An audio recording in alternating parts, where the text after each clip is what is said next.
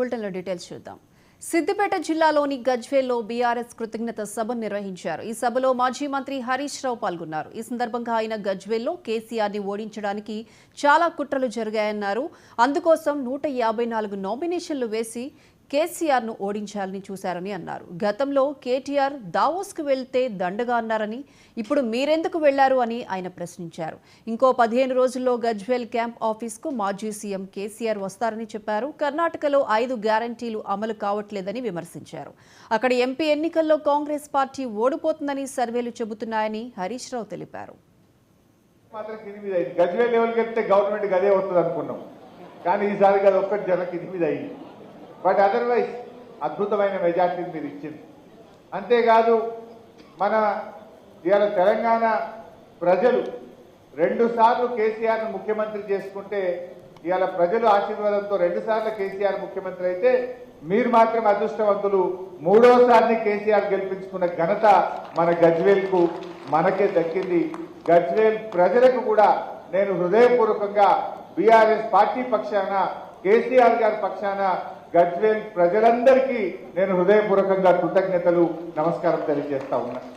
So ఈ రకంగా చాలా బాగా చేసుకున్నాం. గజ్వేల్ అనేటువంటిది ఇలా అభివృద్ధిలో అద్భుతంగా జరిగింది. మొన్న కూడా అసెంబ్లీ జరిగితే, మొన్న జరిగిన అసెంబ్లీ సమావేశాల్లో కూడా గెలిచినటువంటి కాంగ్రెస్ పార్టీ మన గజ్వేల్ మీద ఎక్కసాన్ని వెళ్ళగక్కే ప్రయత్నం చేసింది. అంటే మన మీద ఒక రకమైనటువంటిది వాళ్ళు ఎప్పుడు ప్రచారంలో కూడా పెట్టినారు.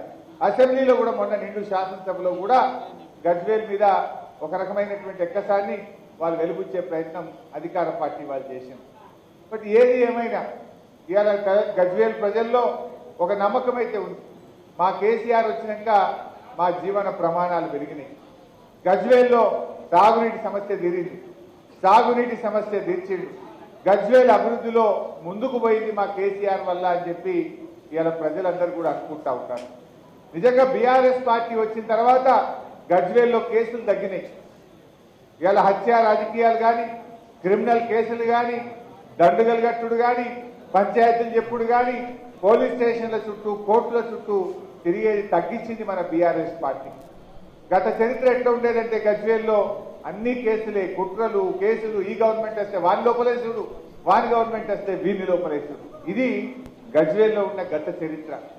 కానీ ఆ చరిత్రను తిరగరాసింది మన బీఆర్ఎస్ పార్టీయా కాదా మీరే ఒక్కసారి చెప్పండి.